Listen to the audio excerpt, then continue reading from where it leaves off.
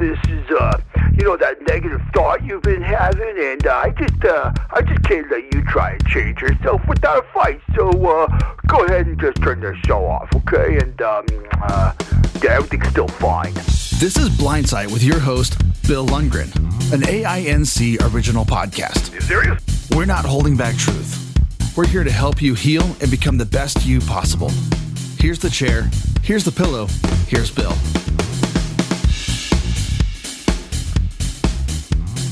Okay. Welcome, everyone, to this episode of the podcast Blindsight, produced by the Audio Information Network of Colorado. We're glad to have you here and I know you'll enjoy this session. I just want to remind everybody the Colorado Gift Day will be on December 6th, and it's an opportunity for you all to express your appreciation for this broadcast, and we certainly hope that you'll consider contributing because it does get matched during the Colorado Gift Day. So, I'm your host, Bill Lundgren, and I'm happy to introduce Mikayla Finley, who is a music therapist. And we'll have a chance to talk about music therapy as a modality. And Mikayla, thank you for coming on. Absolutely. It's my pleasure, and I'm really excited that I was able to make this connection at the Aging at Altitude conference in Boulder. Mikayla, in starting, I think it's important for us to kind of take care of the misconceptions about what music therapy is. I remember in fifth grade, and we had a music teacher, very large music teacher at an upright, and trying to get 30 kids together, singing together. That would be what some people would think, oh, that's music therapy. But it's not. So if you would be so kind as to kind of give us a short understanding of what music therapy is for you as a professional. Absolutely. I think this is definitely a common thing that I hear when people ask what music therapy is. So, to give a very simple definition, music therapy is using a credentialed music therapist using music as a tool to address non-musical goals with a client. And the client can be any person of any age, of any ability, and they can have any type of music interest as well. Good. Well, how do you use it? How do I use it? Well, primarily, I work with folks who have dementia-related diagnoses. I work in a memory care center, and so a lot of my music therapy interventions are focused on goals related to the symptoms of dementia or the impacts on, emotional, psychological, physical well-being from dementia-related diagnoses. So for me, a lot of times, something that just out of the gate is really impactful and uplifting is sing-alongs, familiar music that they have listened to and enjoyed kind of in their prime a lot of times is what is the most vivid in their memory. And so that's one thing that... Like a favorite song from the past. Right. And something that they heard during a period of their life, maybe they were in high school, maybe they were a young adult, and they have significant memories attached. They can remember when the song was on the radio, and when they hear it, it takes them back to a time in their lives, and that kind of brings me into some of the other pieces of what music therapy can look like for this population. a lot of times sing-alongs, are seen as recreational music, and they are. And recreational music can be very therapeutic, particularly when client-preferred music is used. But there are so many other pieces to what that therapeutic process looks like. A couple examples of other interventions are song discussion and lyric analysis. So an example of that is that can be group or individual, but I'll choose a song from somewhere between the 40s and the 60s, and I'll play it and we'll sing it. Maybe I'll pass out percussion instruments, so they're participating in active music making. And then afterwards, we'll kind of pick apart and dissect the lyrics a little bit and have a conversation about what that means to us, what it reminds us of, elements of, sensory phrases in the song, things that help us to connect with it more. So song discussion and lyric analysis. And songwriting is another big one as a group. Sometimes we pick a topic and then we kind of brainstorm details. For example, a topic could be something that has a lot of memories attached to it, like Thanksgiving as a kid. And so then we'll go around the room and talk about traditions that we remember that our family had, or types of food that were our favorite, and work together as a team to construct phrases from prose into more, poetic structure, and then set it to music. I set up a lot of decisions for them, like, what should this sound like? Should we go up or down here? Should it be fast or slow? What's the general mood? And that's a really great social and emotional intervention. So that was a long-winded answer to your question, but there's just the short of it is there's just so many ways that music can be used as a tool for all populations, but for dementia care in particular. Is there any particular memory that you have in doing what you've been doing, where you've seen real breakthrough for a particular person? Let's say someone with dementia who has very little memory of anything, who through this process is having some insight and able to share with you and the group? Sure. Yeah, it happens a lot, actually. I think one of our, crutches, that has sort of a negative connotation, doesn't it? But one thing we really lean on a lot in our programming is reminiscing and tools for reminiscing, because it's not that everything is gone. It's just that some pieces are, and it takes more to access what is there. And so, we rely on those reminiscing conversations a lot, but then also sensory tools. One example I have for songwriting, I was working with a small group of older adults with dementia, and we started with this conversation about this bottle of lotion that had a really nice light scent to it. And so I passed it around the room, and they all sniffed it, and they told me what it reminded them of. And so this is kind of part of that sensory piece I was mentioning earlier. But it's not just singing, and it's not just the sound of a familiar song. It can also be a smell, and you can bring that into. You can bring the impact of that into a music intervention and explore it more and take advantage of it. So I had one resident tell me that it reminded him of his wife when they went to senior prom, which is a really specific detail that he just suddenly remembered because he smelled this lotion. And so then we, had all of these different things that, different flowers and different memories, and prom with my wife, and all these memories on our whiteboard.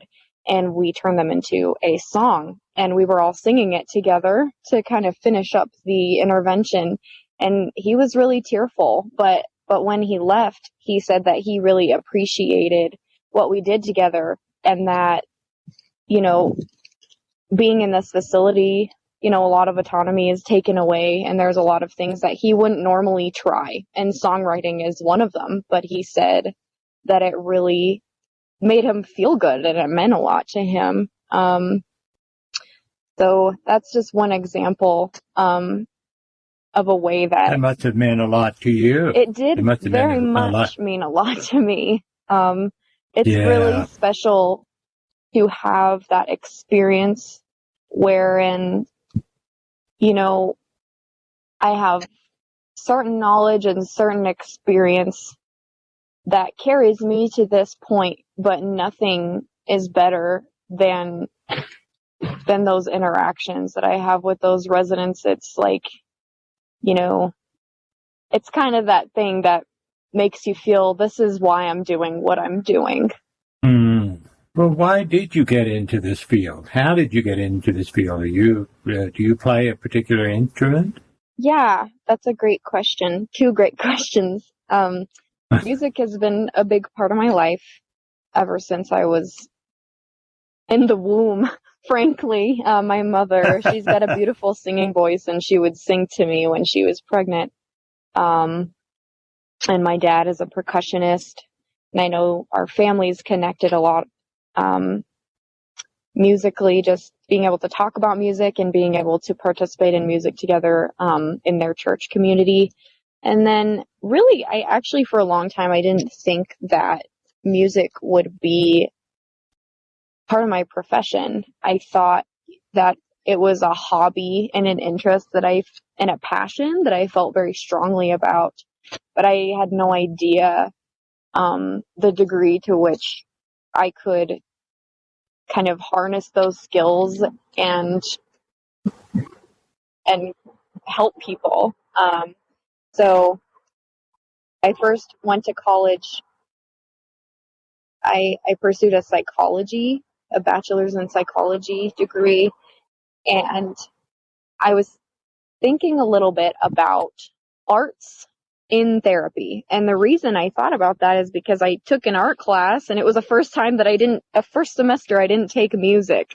At the very end of high school, I took an art class, and I made a variety of art projects that were very therapeutic for me. The process of creating them helped me to work through different experiences that I had had and to build, you know, this muscle of self-awareness. And I realized, you know, that there's more to this creativity piece. There's more to this producing and experiencing art piece that isn't just about the product, it's about the process. And so I heard about art therapy first. So when I was pursuing my psych degree, I hoped I would be able to learn more about art therapy. And in the process of researching art therapy, I learned also about music therapy. So that's kind of the connection there. And I didn't know that even existed. I read about it through Colorado State University's website up in Fort Collins, because they're the only university in Colorado that offers a music therapy bachelor's degree. Oh, okay. Yes. So I read about it through their website, and it was pretty much everything I was looking for. It was a music degree. You take classes in music theory and performance, and you take the lessons with a professional. And at that point, I had experience singing, playing guitar and ukulele, and then in band, I had played the tuba and the flute the most. And so I had dabbled in a lot of areas, but not specialized in one. So I was actually most nervous about the music part of the degree, because you had to audition to be able to pursue a music therapy degree. You had to audition and get into the School of Music. So that was a really cool journey, just pushing myself to lean into those areas more. And once I started my classes, I really had such a variety of experiences in not only music, but psychology courses, physiology courses, A couple music therapy methods courses related to neuroscience and neurologic music therapy. I got to take neuroanatomy. It was pretty amazing. A really amazing combination of things. This sounds amazing because you were touching so many different fields in one academic pursuit. Absolutely. And psychology can be a little boring. But to be perfectly honest, having gone through all that, but to be able to bring it into something that you love doing, and is your primary instrument your voice, or the guitar, ukulele, or just any kind of instrument you can get your hands on? I would say that it's voice right now, voice and guitar. When I began my degree, I was very nervous because I didn't feel that I had a primary instrument, because I tried a lot of new things, but I didn't pour myself into one. So I don't share this very often, but when I first pursued my music therapy degree, I took lessons on the tuba because I really love that instrument, and I just thought voice was like a cop-out, which is so silly, but that's how I felt. So I auditioned on the tuba, and I actually did not get in, and that was really devastating for me. But I was on my own mental health journey, and I knew that I wanted this, and it meant a lot to me. So I then started training classical voice with a grad student, and I auditioned a couple semesters later for the vocal studio, and I did get in. And so I was able to take voice lessons for 2 years with a professional there. And that was it really helped me to connect with singing as a very valuable and valid primary instrument. Yeah. Yeah. One of the things I've heard, and I don't know how true it is, but for someone, for example, has a stroke, yes, and loses their ability to talk, teaching them to sing then leads to them being able to talk again. Is that, have I heard that right? It can. Yes, there are several music therapy interventions that are used in traumatic brain injury situations or with someone who has had a stroke to basically retrain the brain. And it's rehabilitation, but it's also training the brain to compensate for what has been lost. So singing it's many things. It's motor, it's breath related, it's speech related, but the thing about singing itself is that it's processed in a different area of the brain. And so a lot of times when language processing areas are damaged, somebody can really struggle to speak or not speak at all or have some type of aphasia, but they can sing. They can sing fluent sentences the same that they could before the damage happened. And so the music therapy interventions really take advantage of that. And a lot of the practices are rhythmic and tonal in nature. So kind of training the voice, the singing voice, and slowly transferring that and transitioning over to speech like, prose like phrases and conversation. And that's a process of rehabilitation. Wow. But then you take somebody like me who can't sing, period, and people sort of move away from me. I guess I'd be in trouble if I had to had trouble speaking because that would not be a real option for me. Well, I would say it's not. You remember what I said. It's not about the product. It's about the process. So I would argue it's about if you enjoy singing. It doesn't have to sound good to anybody else.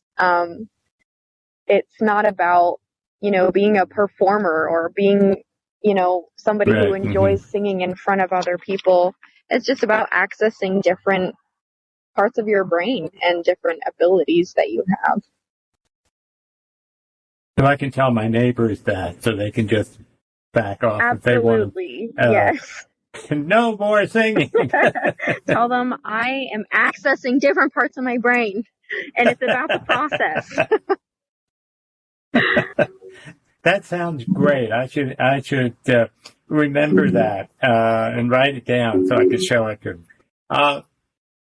So, how does this not just in terms of dementia, but how can music therapy be used with other kinds of situations? For example, we talk about people who are blind, and which means number one is that I know some of my classmates when I was in training school for the blind were able to find Braille music, but not everybody can do that.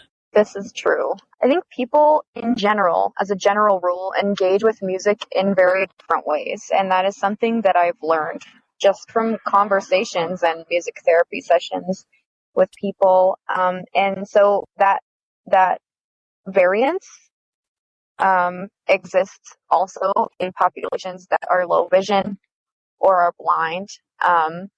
So for some people, accessing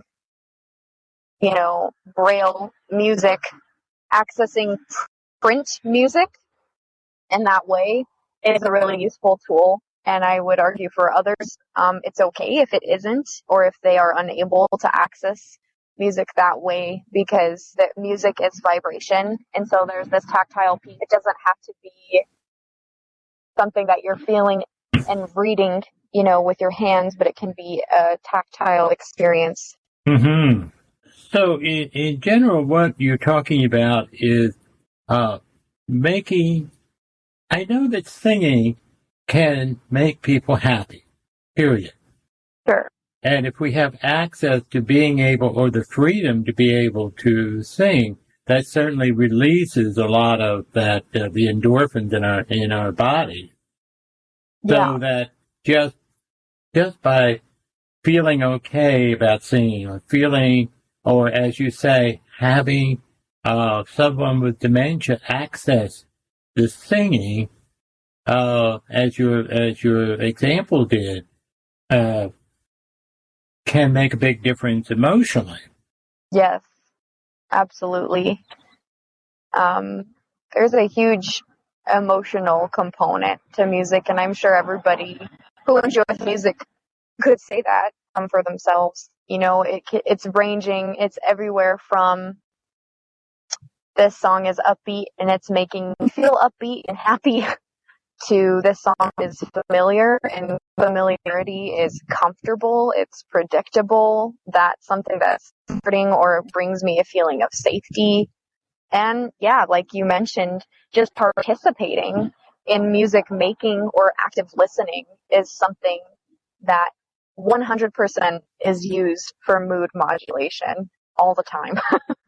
And we can, in fact, do that for ourselves without a music therapist. But I would say it's really interesting to read about the research where even a music therapist kind of puts together recorded and live music specifically for mood modulation as the goal.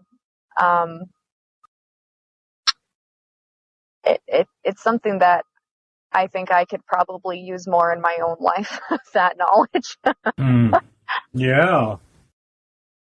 Well, are you singing now in terms of, outside of the office, so to speak, or is there another instrument that you do just for recreation? Because, the things that you like you're working with, and sometimes we have to take a break and just enjoy whatever our passion is.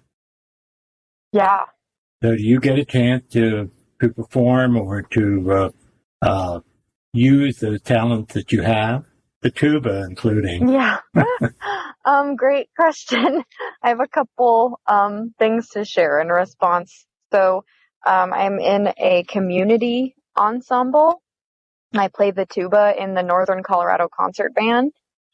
And so No kidding. once a week, I get to go and participate in those rehearsals, and we do, concerts together, and I get to go to Tuba Christmas sometimes, which is a massive event with hundreds of tubas playing Christmas carols. It's pretty obnoxious in the best way. Yeah. Where does that occur? There are a few. There's one in Fort Collins. There's one in Denver, a very big event in Denver. And there may also be a smaller Longmont one as well. Yeah.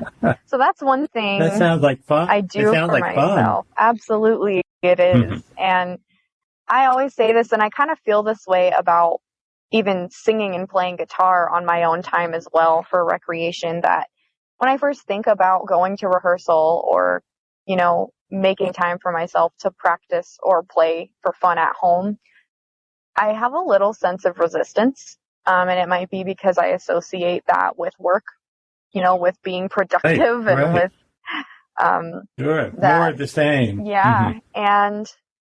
But I will say every time that I follow through, I remember why, music was my first love, and it's always uplifting. I can go with the most foul mood into a music experience, and by the end, I may not be euphoric, but that's not always the goal, I just feel more grounded. Yeah. I feel more alive, and I feel more myself.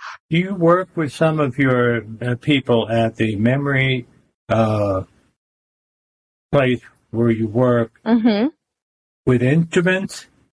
In other words, to give some musical instrument to those who might have some capability of at least utilizing it. I know some people do sacred drumming, but I wonder if you include that in your particular program. So we have a lot of small auxiliary percussion instruments, and I use those a lot because they're easy to pass out. They're really easy for a lot of different people to use. Our primary one right now is jingle bells. They have these jingle bells that are like on a Velcro strap. And it's easy for them to hold on to it, or you can wrap it around their wrist and all they have to do is move their arm. You can wrap it around an ankle and they can, step their foot and participate. We have maracas, we have tambourines, we have triangles. I'm working on building a collection of drums right now, hand drums. Because I'm the activity director here, so I don't get to always do music therapy, but I do everything I can to bring music therapy into our community because it's so valuable. So we're slowly building our instrument collection. We have a piano in our activity room, and quite a few residents have played the piano and really like to share that with the other residents or just play for themselves as well. It sounds like it's a noisy place to work. It depends, but I would say, yeah, most of the time. we like to have parties, so we're just, I think, loud and proud is what they call it. Oh, there you go. There you go. But the major thing is helping people, particularly someone with dementia, they can almost give up and it just slide into and reinforce that dementia and think, well, I'm of no use anymore, from a psychological standpoint. Yeah. And to be able to find those skills again and those memories again must have a tremendous impact. I completely agree. There are so many things to mention on this note, and I'll just say a few, but I think a lot of times, as I had mentioned before, when folks move into a secured facility, they lose a lot of autonomy. They lose a lot of their social connection. And a lot of times they'll have the tendency to experience agitation or to self-isolate. And that just perpetuates that cycle and has a really huge impact, not only on their mental health, but their physical health as well. And so participating in group music activities is a huge community builder. It creates this sense of, closeness, connection, and neighborly, and it's also very,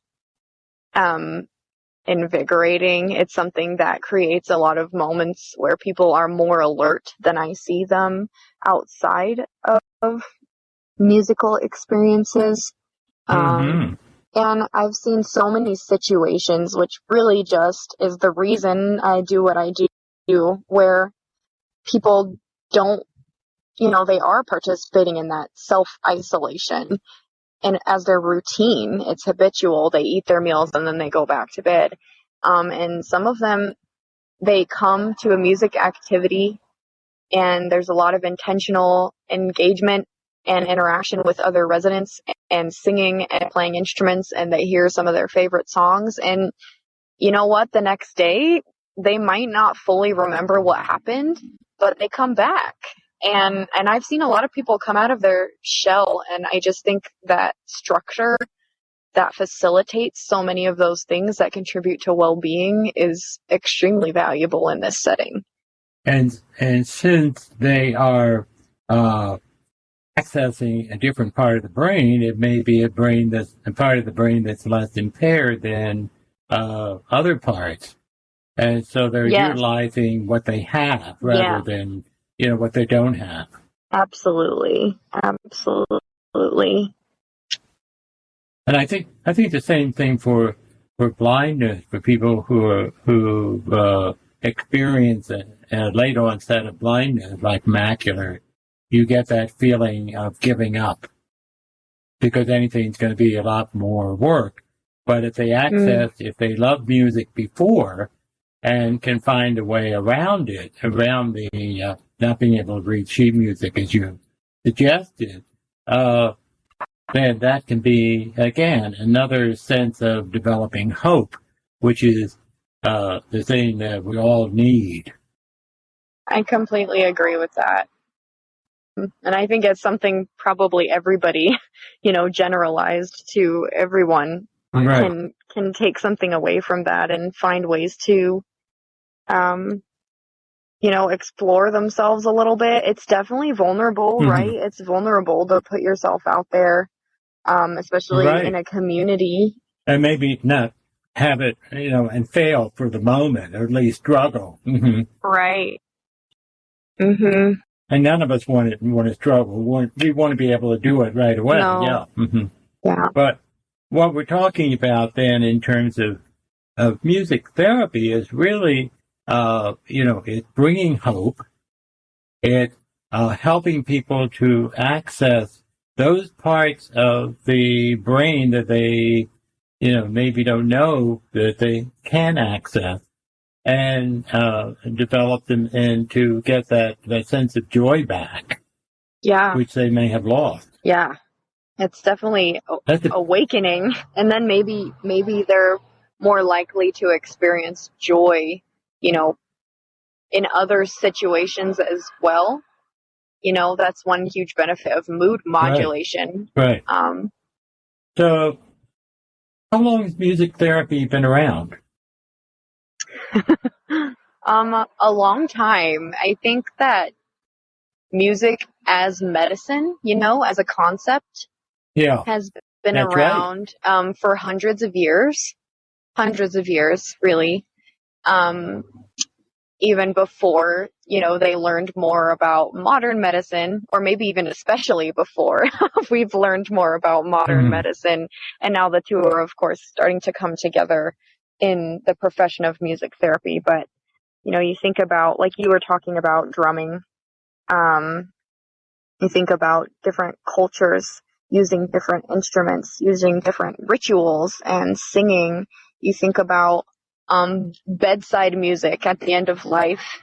You think about hymns, Gregorian chants. Mm-hmm.